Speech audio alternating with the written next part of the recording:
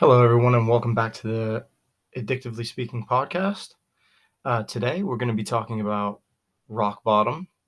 Now, I'm not talking about the WWE superstar The Rock's finishing move. I'm talking about an addiction and recovery context. It's more about the lowest possible point you can be at. And I've read something interesting. Rock bottom, but people think they've reached rock bottom, but they probably haven't, because absolute rock bottom is death. Before death, there are various levels of despair, degradation, and general disaster. So, reading that, I thought, wow, that's interesting because, you know, I don't think I think I thought I hit rock bottom a bunch of times in my addiction, and I don't think I ever actually hit an actual rock bottom because I'm still alive. I think that I was, probably in, a despair or degradation, or my life was like general disaster most of the time. So it's quite hard. Most people that hit rock bottom aren't with us anymore. And it's a shame because I know a fair few that have been gone too early in life because they hit rock bottom and they never got the help that they truly needed. Um, so with rock bottom, talking about that, um, yeah, there was a lot of times when I thought, like, this has to be it. This has to be the bottom because I didn't feel like I could get any lower. I didn't feel like I had anything in life. I had no self worth. I had no self esteem. I hated everything. I hated myself. I hated everything. Um, I remember, in 2004, I, I cried out for help. I had a suicide attempt that I had a friend, and we were arguing about how shit our lives were. And, we were both really drunk. And he was like, "Oh, I hate my life. I wish I was just dead." And I was like, "You wish you were just dead. I wish I was just dead." And then I grabbed the whole bottle of aspirin, washed it down with a couple beers, tried to get some vodka. They pulled it away from me. Yeah, and then I started like just screaming at my friend, um, just all type of nonsense. I just screamed I wanted to die. Uh, I just chased him around until he left, and then my roommate at the time uh, basically convinced me that I needed to go and stick my finger down my throat and throw up all the pills I had taken. Um, so I did. I took my finger and put it down my throat and threw up. And he went down and he checked to make sure that all the pills had come up. And he wouldn't let me go anywhere until I did it a couple times, so he could verify that everything was out of my system. Which thank God he did, because my stomach probably would have been in really rough shape. I mean, aspirin won't kill you, but it'll really mess your stomach up. I was in a fair bit of pain the next day. But I didn't feel very well. Very drunk. Went upstairs, wrote several suicide notes to various people, apologizing, um, being very, very dark and sad, and yeah, stayed awake for hours because I thought if I closed my eyes, I would die. And I called my mom at like 7 o'clock in the morning. I think I slept like 2 hours maybe because I like passed out because I just couldn't stay up any longer. So I called my mom and I told her that I needed to go get help and that I had tried to kill myself. And then hearing her, you know, how upset she was from me telling her that I tried to kill myself, was a sad, sad moment. So she took me to Geisinger. I got checked in. Got put on a 72-hour hold. So they put me in the psych ward for 72 hours, and they assessed me. And I talked to counselors and therapists and all that kind of stuff. I was there for 3 days. It was a rough 3 days. I couldn't sleep. I had to have medication to go to bed because I just was probably withdrawing or whatever. I was just a bit anxious and upset. And the only thing I could really do that was like therapeutic was to go play basketball. I played basketball quite frequently. Um, I played every day. I would go out on this rooftop that they had. It was a rooftop basketball court I'm gonna go out and just work on my jump shot because it was the only thing that helped me clear my head was to do that. So I spent 3 days. I got released, and then I ended up getting 9 months sober. But during the 9 months, there was a lot of anxiety and depression, and I had a really tough time dealing with things because my friends were still heavily drinking quite frequently. There were parties. I would leave and go to my mom's house at like 3 in the morning because I was just anxious and I couldn't sleep and I couldn't get away from it. And I just felt like, obviously, I felt like I was going to relapse, like constantly felt like I was going to relapse. So I tried to avoid these situations, but it just became more and more impossible. And then I got to a point where I was sober for so long that I kind of got comfortable and I got lazy. And I just thought, well, I'll just go back. And, all my friends are like hyping me up, being like, look at it, see, you went 9 months. Like, you've been 9 months sober. Like, you're fine. Like, you don't have a problem. So I went back in full steam and just got wrapped up in it again, like real deep into it, probably worse than I was before, spiraled out of control, and then I had these moments where I was, yeah, feeling like this has to be rock bottom, waking up in a jail cell, thinking, this is it. This has got to be the bottom. Like, how can I get any lower? I woke up in a holding cell in um, Shamokin Police Department's jail. They have a holding cell there. I woke up there. It was October.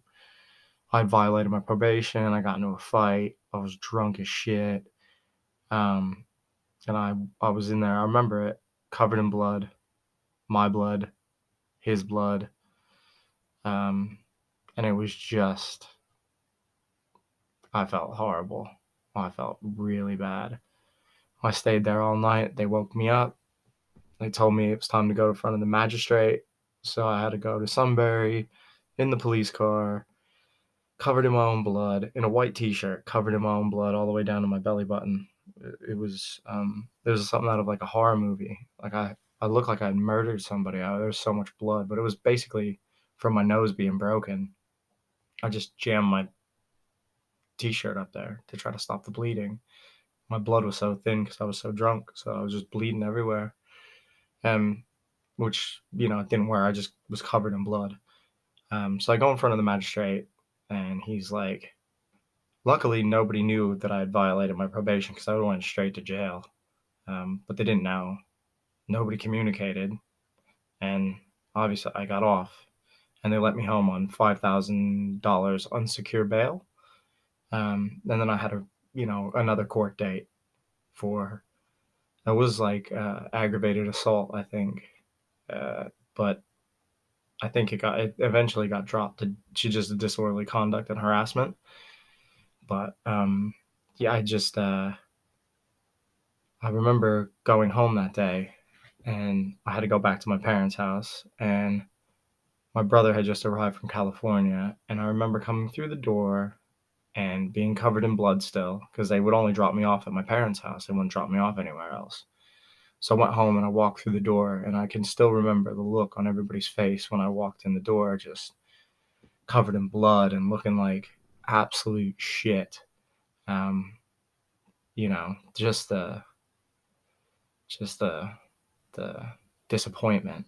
The I still think that is something that kind of haunts me, is like the fact that I disappointed so many people for so long. Like I feel like now, like I have to make up for all the disappointment I caused. I know it's weird, but it's like a redemption thing. Like I have to feel like I have to redeem myself for all the horrible, horrible things I did. Um, but it is one of the things that helps me stay where I am and who I am, is the fact that I do feel compelled to do good things, because I feel like I have to balance the scale now. But I did go in, and they looked absolutely just, they didn't know what to say to me. Nobody could talk to me. Just the disappointment like filled the room. And I felt like, well, this is it. This has got to be rock bottom, right? Like, how could I go any lower? I mean, I can't be any lower than this. Like, this person is a horrible person. Um, but yeah, I just continued for years. it didn't change for a long, long time. I mean, I was kind of like wrapped up in this addiction, and I kind of lived in like rock bottom. I lived in the bottom. I lived there. That was my home. Uh, I didn't see anything other than despair, being absolutely out of control, the chaos. It was all I had. It was destroying me. Every year would go by, I'd destroy another piece of me, another part of me would get destroyed. I was basically just breaking myself down. I moved to Pottsville and ended up living in a like this basement apartment, which was dark and dingy. So it was like I lived in rock bottom. Like my apartment was the bottom, and I continued to do horrible stuff throughout my stay there, and it just became a way of life. Like I lived that way. My life was rock bottom. I just walked around every day feeling like shit. I had a job, I hated it. I lived for the weekends. My weekends were where I went out and got absolutely annihilated Friday, Saturday, and then laid in bed, hungover, throwing up all day Sunday, go back to work Monday, and then repeat. I lived that way for, I don't know, 3 or 4 years, 5 years maybe, 4 or 5 years. I lived like that. Uh, and it's weird because I had like this epiphany moment, this moment where, you know, I met somebody and she had a kid, and I still drank heavy at the time, and it was quite difficult because I was like, how can I manage these two things? Like these two worlds collide. They don't work together. I can't do this. I tried really hard to be, you know, good around the kid and stuff like that because I wanted to be a role model, and I couldn't be because I drank too much and was out of control too much. And I remember the moment when I went to my friend Matt's for New Year's in Maryland. We used to do this every year, and I got pretty wrecked. I went with a couple friends and the girl I was with at the time. I went with her, and I was completely wrecked. I was drinking Long Island iced teas. I had about 15 of them. I was pretty bad.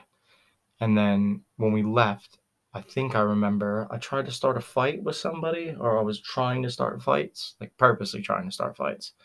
And they put me in the car and they like drugged me off and went home. And I proceeded to like throw up all over Matt's house, in his bathroom, in his tub, and in his sink, all over.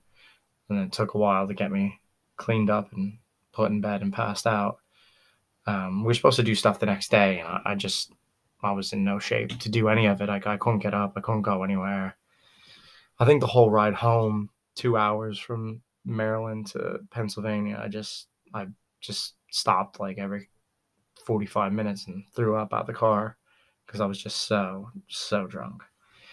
I went home, and it was a couple weeks into January. I think it was probably like the third week, and it was like a Wednesday.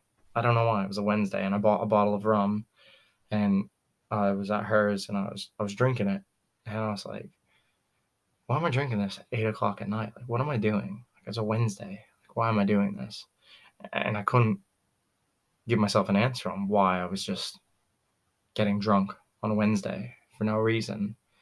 And woke up the next day, and I don't know. I got like halfway through the day, and I was like, I'm done. I can't live like this.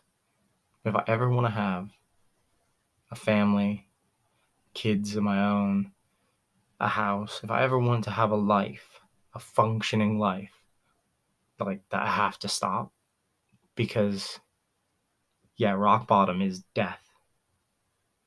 It was death. The rock bottom to me was death or jail.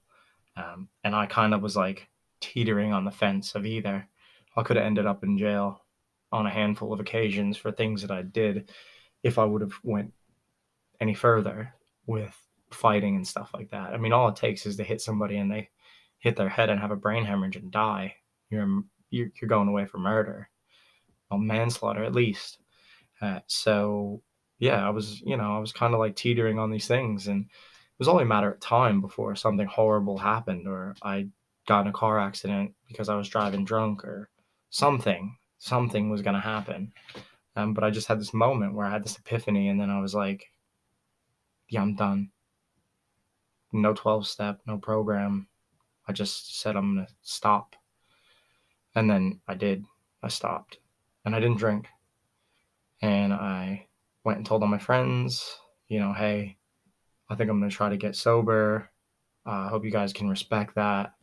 And, the great thing about my friends is they were super accepting of my decision. They still thought like, oh, I didn't have a problem. But I got to the point where I kind of, in life, looked at myself and said, yeah, you kind of don't do it the way everybody else does it. Everybody else goes out and have a good time. And they don't all end up in jail, do they? My friends go home at night. They they they get up for work in the morning. They spend time with their friends and stuff. And I was living in hell. I lived in my little basement hell apartment. And I went out and I fuck shit up.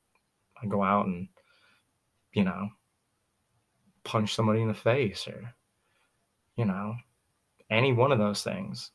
Headbutt somebody, tackle somebody, fight somebody, drive my car into a ditch. Like who knows? I mean, the plethora of things could occur on a night out. And that didn't happen to my other friends. So I thought, maybe it's you, And the harder I looked and the more I accepted the fact that it was me, I had to make a change. I had to make a decision to quit and stop and not let what other people told me about me affect what I knew about me. Because a lot of times people will say, oh man, it's not, you're not an alcoholic. You just like to have a little fun, or, whatever. But I knew in my mind, I knew in my heart that I had a problem, and that I had to accept that I was the problem. And then once I did that, it became so much easier to get into recovery and get like, you know, 6 months sober, 8 months sober, 10 months sober. I remember after the first year, you know, it's like, wow, holy shit. Like, it literally changed my life. Like, my whole life changed. My whole world opened up. I became a different person. Um, so I have a tattoo on my stomach. It's a phoenix rising from the ashes. And it's a quote from a Big Sean song that says, the old version of new me.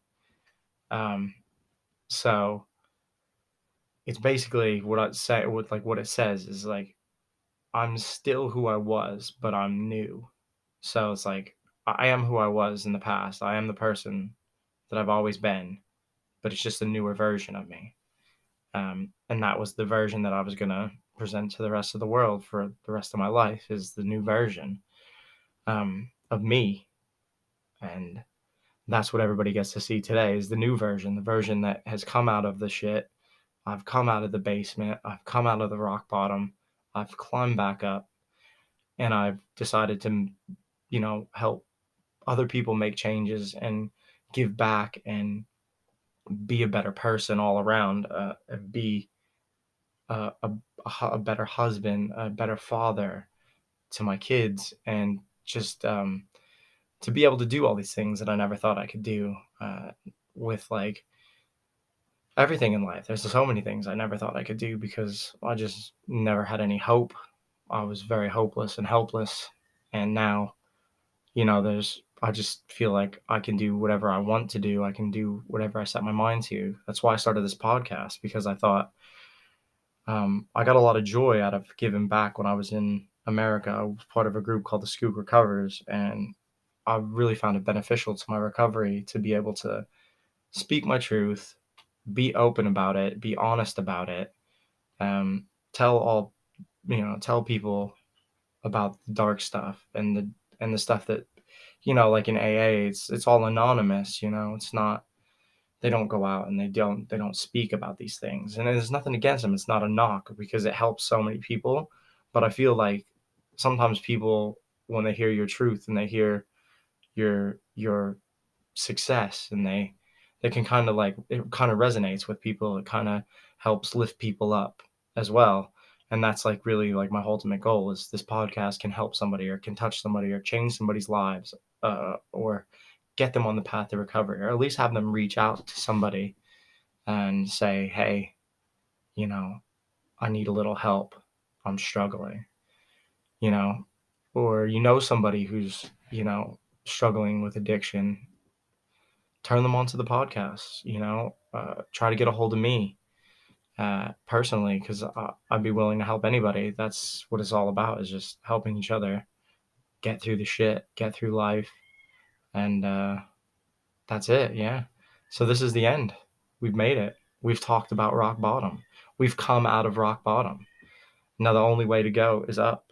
So in closing, I'd just like to say thank you for all your support so far, and keep listening. There'll be more coming. I'm looking at getting guests, updating equipment. So please continue to listen, continue to support, and I'll continue doing this and continue to give back, because that's what it's all about. Thank you guys. Have a great day.